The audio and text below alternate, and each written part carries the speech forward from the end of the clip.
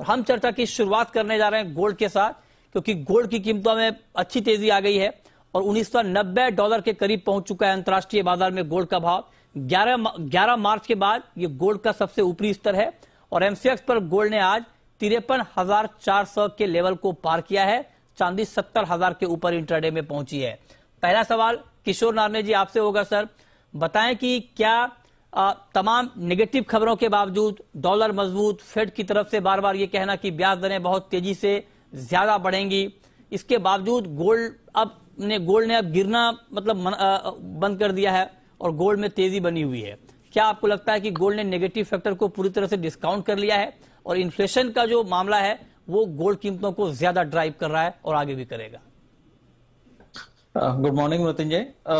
I think यहाँ पे दो चीज है। पहले चीज ये है कि रशिया और यूक्रेन का जो कॉन्फ्लिक्ट है उससे जो न्यूज निकल के आ रहा है कि फर्दर जो एक बार जो कीव और नॉर्थ से विथड्रॉ करने के बाद आई थिंक ईस्टर्न फ्रंट पे काफी जोर से हमला का प्लानिंग हो रहा है और जो कई लीडर्स, अभी 2-3 लीडर्स एक्चुअली जो पुतिन से मुलाकात किया था उन्होंने जो स्टेटमेंट दिया है कि यहाँ पे पीस का उम्मीद करना थोड़ा सा मुश्किल है और ये जो क्राइसिस है और बढ़ता जा रहा है एक्चुअली वो मार्केट्स को नेगेटिविटी में लेके आ रहे हैं और आई थिंक जो सेफ हेवन डिमांड है वो वापस उभर के आ रहा है गोल्ड के लिए। तो आई थिंक वो शॉर्ट टर्म में आपको सपोर्ट देता रहेगा। आज इंट्राडे के लिए भी अगर मेरा मन है कि खरीदने का 53,300 के आसपास एक्चुअली खरीदारी कर सकता है, 53,700 के आसपास का टारगेट्स रख सकते हैं इंट्राडे के लिए।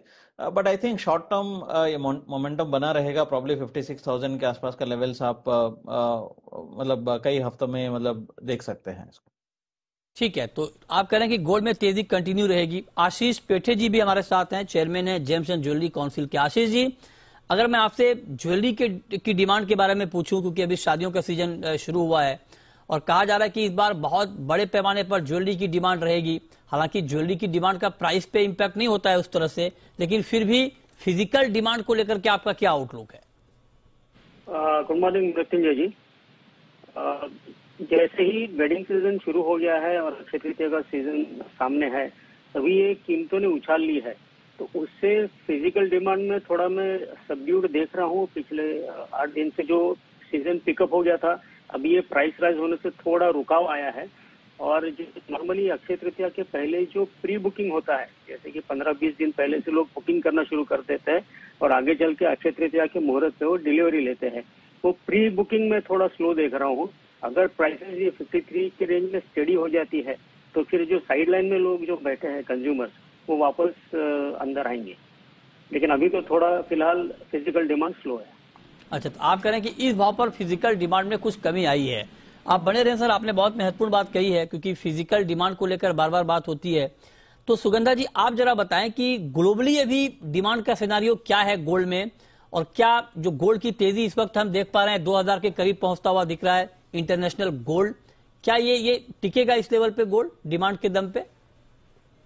मृत्युंजय, मुझे लगता है प्राइसेस यहाँ पे होल्ड कर सकते हैं, बिकॉज 1970 पर आउंस जो क्रूशियल हर्डल था, प्राइसेस ने उसको ब्रेक किया है। इन्वेस्टमेंट डिमांड भी देखिए तो ग्रेजुअली पिकअप कर रही है। लास्ट ईयर हमने ETF से काफी ज्यादा आउटफ्लोज आते हुए देखे थे, बट इस साल दोबारा से इनफ्लोज देखने को मिल रहे हैं। और अगर फिजिकल डिमांड की भी बात करें तो इंडिया से डेफिनेटली डिमांड पिकअप हो रही है, बट हाई प्राइसेस की वजह से कुछ हद तक हर्डल्स आ रहे हैं। बट वहीं अगर हम चाइना से देखें तो वहां डिमांड काफी ज्यादा स्लो डाउन है बिकॉज ऑफ द लॉकडाउन। तो मुझे लगता है ये मोमेंटम अभी भी कंटिन्यू करेगा, बिकॉज रशिया और यूक्रेन का जो क्राइसिस है वो फर्दर डीपन हो रहा है। इसकी वजह से गोल्ड की सेफ हेवन डिमांड मुझे लगता है इंटैक्ट रहेगी। और इन्फ्लेशन के नंबर्स भी अगर हम देखें, US और UK दोनों से अगर हम देखें मार्च के जो नंबर्स आए इन्फ्लेशन प्रिंट, अगेन हमने काफी ज्यादा अपटिक आते हुए देखा इन्फ्लेशन में। सो इन्फ्लेशन नैरेटिव काफी ज्यादा गोल्ड को आने वाले टाइम में ड्राइव कर सकता है। सो मुझे लगता है ये मोमेंटम कंटिन्यू रहेगा।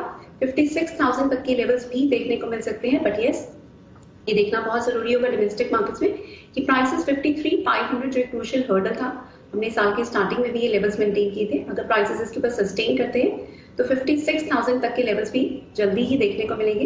इंट्राडे में भी मेरी बाइंग की एडवाइस रहेगी at levels of around 53 to 50। Stops रहेंगे 53,000 और हाई साइड में हमारे टारगेट्स रहेंगे 53,700। 53,700 के टारगेट के लिए आपकी राय इंट्राडे में गोल्ड में बाइंग की है, और आगे आप कह रही है कि 56,000 तक भी गोल्ड का भाव जा सकता है। अच्छा, आप आशीष जी, आपने कहा कि इस भाव पर डिमांड कम हो गई है थोड़ी, तो ऐसे में सर प्राइस अभी आप क्या देख रहे हैं? क्या आपको लगता है कि प्राइस अभी और बढ़ने वाला है? जो ग्लोबल फैक्टर हैं, महंगाई बहुत ज्यादा है यूएस में, यूके में, उससे गोल्ड को सपोर्ट मिल रहा है, यूक्रेन रूस का मामला ठंडा नहीं पड़ रहा है, तो ऐसे में आपको लगता है कि प्राइस भी बढ़ता रहेगा अभी, बेशक डिमांड कम हो जाए फिजिकल में? जैसे कि आपने देखा, जो मोमेंटम अपसाइड में दिख रहा है वो मुझे लगता है और थोड़ा आगे चलेगा और 2025-30 डॉलर तक भी जा सकता है। तो उसके कंपैरिजन में इंडिया में मुझे 55,000 तक के रेट दिख रहे हैं और उसमें अगर एंड कंज्यूमर को लेना है, उसको लॉन्ग टर्म में लेना है, तो ये भाव में भी लेना उसको गलत नहीं। आगे चल के प्राइस 55-56 जाने ही वाली है। अभी कह रहे हैं कि 55-56 हजार तक गोल्ड का भाव जाएगा, ऐसे में इस भाव पर खरीदना कोई गलत सौदा नहीं होगा। लेकिन किशोर जी, एक सवाल मेरे मन में ये आ रहा है सर कि जब अभी यूक्रेन और रूस का मामला शुरू हुआ था, उसके बाद गोल्ड ने बहुत तेज छलांग लगाई, 55 हजार तक गोल्ड गया। इंटरनेशनल मार्केट में भी गोल्ड के दाम बहुत बड़े, $2075 के ऊपर, लेकिन वो टिका नहीं और उसके बाद एक शार्प फॉल भी हमने देखा। क्या इस बार की तेजी कोई ऐसा इंडिकेशन दे रहा है क्या कि एक शार्प फॉल फिर आ सकता है अगर यूक्रेन रूस का कुछ मामला हल निकल जाए या कुछ और नेगेटिव खबर आ जाए? या आपको लगता है कि अब धीरे धीरे गोल्ड एक बेस बना रहा है, ऐसे में बहुत बड़े करेक्शन की गुंजाइश नहीं है? बिल्कुल मृत्युंजय, आई थिंक अगर यहाँ पे कुछ भी अगर पीस टॉक्स आगे बढ़ता है या कुछ अगर ये मसला अगर सुलझने का उम्मीद देता है तो भी मार्केट में करेक्शन आ जाएगा। करेक्शन कितना डीप रहेगा? प्रोबेबली $1780, $1750 तक भी रह सकता है, बट अगेन उसका उम्मीद कम है। एज ऑफ नाउ सिचुएशन बिगड़ता ही जा रहा है एक्चुअली, सुधरने से बगैर। अभी स्वीडन और अदर यूरोपियन कंट्रीज को, पोलैंड को भी थोड़ा सा वार्निंग्स दिया हुआ है रशिया के ओर से। तो आई थिंक मामला सुलझने से ज्यादा बिगड़ता जा रहा है। तो मार्केट इसको वापस गोल्ड का प्राइस में और एसेट प्राइसिंग में, मतलब इक्विटी मार्केट का भी जो करेक्शन आप देख रहे हैं, चाइना का जो कोविड केसेस एंड लॉकडाउन की वजह से जो चाइनीज ग्रोथ है वो बहुत ज्यादा असर पड़ रहा है। आई थिंक ये सारे फैक्टर्स अभी है शॉर्ट टर्म में वापस मोमेंटम लेके आ गया है।